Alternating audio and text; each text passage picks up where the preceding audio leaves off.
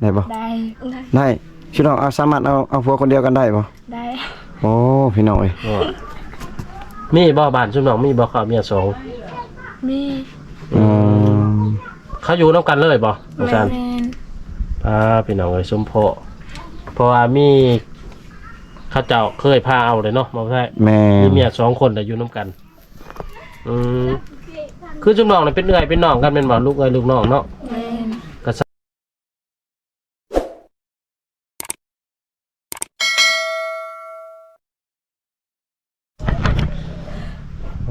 พี่น้องเลย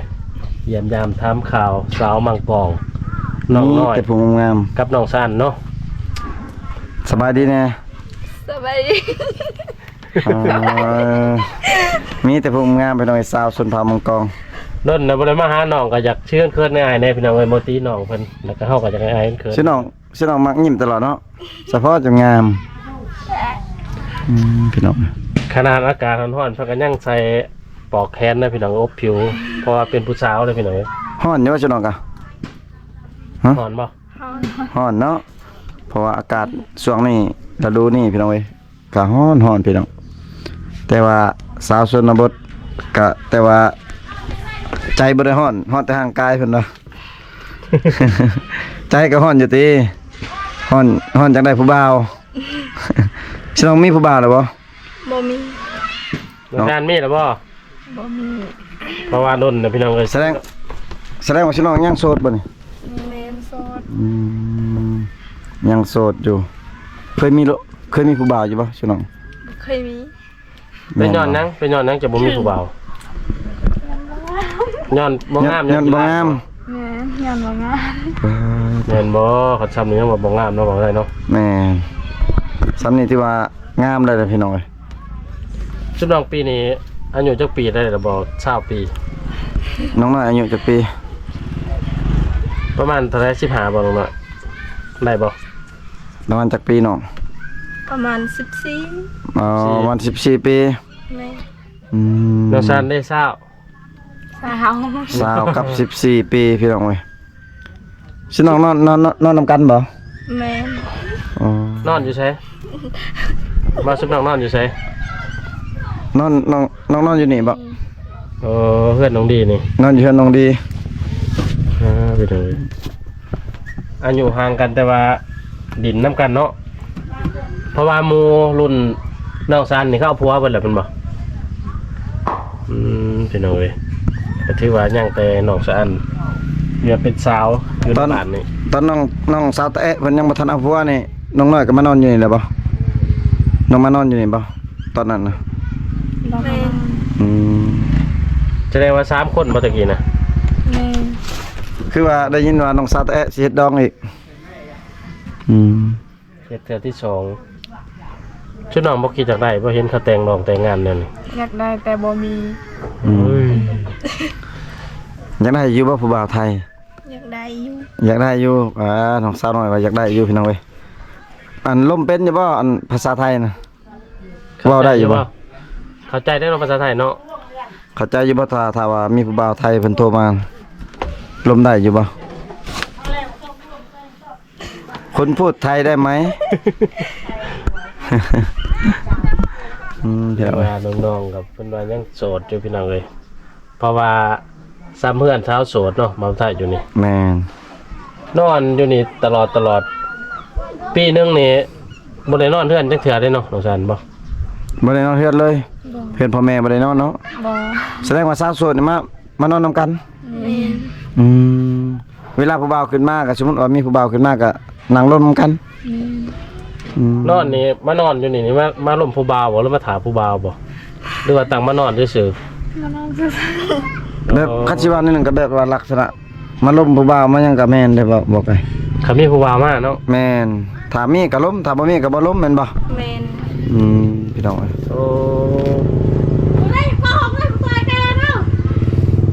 แสดงว่านอนถ่าล้มผู้บ่าวพี่น้องเว้ย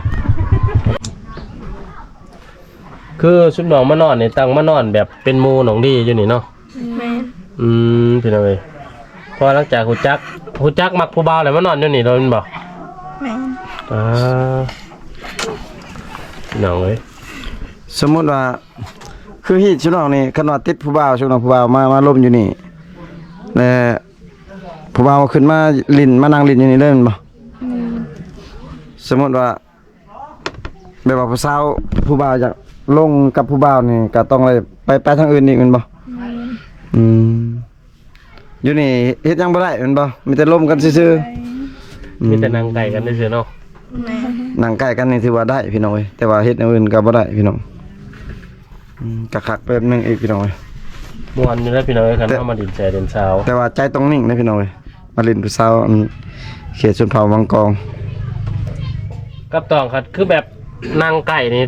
มักบ่มักกับนางไก่ก็ได้บ่ ได้ ได้เนาะ แม่น โอ้พี่น้องเอ้ย คันว่าคือทางเฮานี่คันบ่มักนี่ไปยังนั่งเลยนะ เขาบ่นั่งเด้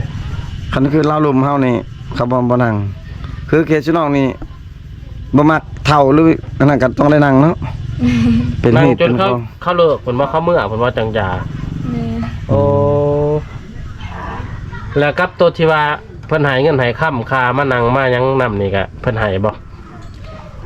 บางทีเขาให้บางทีบ่ อันนี้เป็นน้ำใจของเพิ่นเนาะ แม่น เพิ่นให้พี่น้อง ธรรมดาดีแท้ก็ให้ได้เนาะบาง แม่ แนว แม่ เพราะว่าคือน้องๆเพิ่นไปนั่งนำก็ต้องได้นั่งจนเลิกวงเพิ่นซะว่าสิซะ ยินเหล้ายินเบียร์ให้อีก ดีแท้ก็ให้คือว่า เพราะว่าเป็นเหตุเป็นข้องพี่น้องเอ้ยคือน้องๆว่าเดี๋ยวสิมักบ่มักก็ต้องได้นั่งนำอยู่นำจนแจ้งพุ่นแหล้วเคยบ่เวลาผู้บ่าวขึ้นมาเข้าร่มอยู่ในจนแจ้งนะน้องๆกันบ่เคย ยังบ่ทันเคยเนาะแต่ว่ามื้อหน้านี่ต้องเคยแท้แมันบ่มื้อหน้านี่ต้อง ต้องมีเนาะ ต้องมี ต้องเจอว่าสิซะ แม่นเพราะว่าเป็นฮีตของเขาเจ้าเลย โอ้เขาขึ้นมานี่บ่ได้บอกติน้องซานน้องเนาะ บ่ จอดรถปั๊บอยู่หน้าเฮือน มันเลาะขึ้นเลย แม่น โอ้ ขึ้นมาแล้วเขาเห็นนั่นเลยคือชุมว่าชุมน้องนอนนั่นนี่ เขาทำบ่เขาทำไปเลย ปุ๊ก ครับ เรื่องผ้าห่มหรือเปล่า แม่น เออ เขาบ่ได้เอิ้นชื่อติเขาว่าอะไรภาษาบ่ แม่น เขาว่าได้ภาษาสุนองภาษา กมอด กระมุนลุกมานี่บ่ กมอดตะมา ไม่ยังบอกให้ ว่าภาษาลุกภาษาอ่ะ เออก ระมุนตะมอ แม่น กระมุนตะมอ คันเท้าบลุกได้ไหนบ่คันเท้าบลุก หอมบ่ลูกก็ได้ เขาบ่ ก็บอกเขา เขาบ่เครียดติ ถ้าหอมบ่ลูกว่าสินอน อยากนอนหรือว่าเขาต้องเบิ่งหน้าเขาก่อนบ่จังปฏิเสธเขาแมันบ่ต้องแน่ๆเบิ่งหน้าผู้ชายก่อนแมันบ่ผู้บ่าวคันรอๆเนี่ยก็ลุก เขาจะซักเป็นตะมอไว้นั่นเป็นน้องหน่อยคันสิรอเนี่ยก็โอ้ยอยากนอนก็ลุกแล้วคันผู้สิกินหลายๆเนี่ยก็อยากนอนเว้ยอย่าเบะเลยนะ หักส่วนร้ายกับส่วนร้ายลุกเลยนะเนาะพอเป็นเหตุเป็นข้อ แม่ ลูกมากกับบอกอย่างนอนยังไงก็แล้วคันผู้บ่าวรอเนี่ยอยู่หอดแจงแน่เนาะ เขาขอบอกเบอร์เวลาเขามาน้องน้อยน้องชัน บ่ เขาไม่ได้ขอเบอร์ไว้บ่หรือว่าขอเฟซบ่ได้ขอบ่ ถ้าเขาถึกใจละก็ละข้อเนาะ คันบ่ถือใจกับเข้าร่มไม่ซื้ออะไรกันแล้ว แม่น โอ้พี่น้องเอ้ย คันเขาขอแล้วคันว่าผู้บ่าวรอๆนั่นก็ทักเขาทักมานั่นก็ตอบแน่เนาะ พี่น้องเอ้ยแสดงว่าผลแล้วมันเขาสิฮู้อันบอลเขาแซดหาพุ่นแล้วเนาะ แม่น เพราะว่าถ้าบ่ถูกใจเขาจะสิบ่ตอบอีกได้อบัดนี้ มันคือมาหามาลบนี่บ่ถูกใจก็ต้องอยู่ได้คันนี้นะพี่น้องเอ้ย ฉันต้องมาคุ้งโตหรอเนาะ แม่นสิฮู้ความจริงกับบัดขออันเฟซขอไลน์กันหมดแล้วแซดหากัน ส่วนร้ายชุบน้องเว้าอีหยังไหนเวลาร่วมกันกับผู้บ่าวเว้าเรื่องหยังไหนเนาะ ฉันน้องว่าอยู่ว่าเรื่องความหักมักอันอายบ่ว่าสิเคยมีบ่ผู้บ่าวถาม เคยมีผู้บ่าวเขาจะเอาขึ้นมานี่ร่มเกี่ยวกับแบบเขาถามบ่ถามมีแฟนนะบ่หรือว่าถามมีเขากินน้ำแล้วบ่จังซี่บ่ แม่น เออ ถือคิดว่าถามมักอายบ่เมื่อน้ำอายบ่บ่แม่นบ่ บ่ จังนั้นมาฮอดแล้วถามค่ารองค่าหยังเลยก็ถือว่าแบบลักษณะฮอดประมาณคบกันซ้ำได้เขาจังถามเรื่องสิมาแต่งมาขอจักเดือนจักปีน้องว่าน้องซันบ่ ประมาณจักเดือนจักปีคบกันจักแต่งงานกันได้เอ้า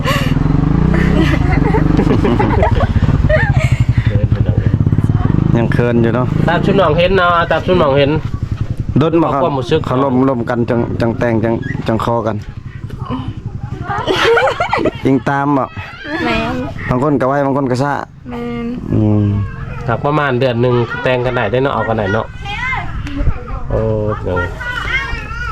ชุน้องนอนนี่บ่ฮ้อนบ่กลางคืนชุน้องนอนบ่ฮ้อนบ่ชุน้องบ่ได้ใช้พัดลมบ่ บ่ มันฮ้อนนี่ซะแก้เสื้อบ่ บ่ ไม่ใช่ว่าแก้เสื้อนอน เฮ็ดได้ครับมันหอนวิธีแก่หอนเนาะ อาบน้ำนอนเลย แม่น บ่ได้มีบ่ชัดแนววีแนวหยังพี่น้องเอ้ย บ่แห้งเลยเนาะ นอนจนรับเองอากาศร้อนๆนี่ มาน้องสาวน้อยสมมุติว่าน้องมีผู้บ่าวอยากมาแต่งมาขอนี่ค่าดองแพงบ่ บ่แพง ประมาณเท่าไหร่น้องคันน้องสิเอา เอา20 ล้าน 3 ล้าน3ล้านกีบ ถ้าน้องน้อยนี่บ่ทราบละ แม่น โอ้ มีงัวมีควายบ่น้องอยู่ใน3ล้านค่าดองมีงัวมีควายบ่ บ่มี บ่มีแบ่บ่ มีบ่ แสดงว่าหาย20ล้านแล้วเลยบ่บ่ลง หรือว่าต้องมีงัวมีควาย มีแบ่ต้องมีงัวแหละ ว่าหรือว่าแบ่เนาะ งัวหรือแบ่ ได้งัวก็ได้ อืม พี่น้องเอ้ยน้องน้อยค่าดอง20ล้านกีบพี่น้องเอ้ย กับงัวตัวหนึง งัวหรือว่าแบ่ตัวหนึงบ้านน้องซันได้ซัน โอ้ยข่อยบ่เอาขะดองก็ได้ นี่ บ่เอาขะดองเด้อ บ่เอาขาดองอีก น้องซันเนาะบ่ค่าดองพี่น้อง แสดงว่าแล้วแต่ผัวสิให้ แม่น ก็ให้ตาเกา แม่น แสดงว่า ย้อนยังน้องซันจังบ่ค่าดองเนาะ งั้นขี้ลาย ย้อนขี้ได้เลยย้อนขี้ได้แล้วย่านบ่ได้ผัวเนาะ แม่น แสดงว่าอยากได้ผัวแห้งเนาะเนาะอยากได้ผัวแห้ง คันเพิ่นให้ซ้ำ10-20ล้านนี่ก็แฮงดีได้เนาะ แม่น กับแบ่น้อยตัวหนึงพี่น้องเอ้ย มาแต่งมาขอโหลดเพิ่นว่า มักผู้บ่าวแบบรุ่นใหญ่บ่หรือรุ่นน้อยน้องมัก มักผู้บ่าวรุ่น รุ่นแก่บ่รุ่นแก่หรือรุ่นน้อย ใหญ่รุ่นน้อย ใดก็ได้ สำไรก็ได้ตัว อายุนี่บ่สำคัญเนาะ แสดงว่าสำไรก็ได้อายุน้อยใหญ่เอาเบิดเนาะ เอาเบิด ขอแต่จริงใจเนาะซอยเวียกซอยงานกันพี่น้องเอ้ยคันแต่งนี่ชุมน้องนี่ไปอยู่น้ำผัวบ่ที่ชุมน้องนี่ แม่น คันเพิ่นอยากมาอยู่เฮือนนำนี่ได้บ่ ได้ต้องเฮ็ดเพื่อนต่างกัน โอ้ ต้องเฮ็ดกันต่างหากเนาะ แม่น คันอยู่น้ำพ่อเฒ่าว่าแม่เฒ่านี่ก็บ่ได้บ่ บ่ได้ ย่านเฮ็ดเวียกยากหรือว่าพิธีบ่ เฮ็ดผิด โอ้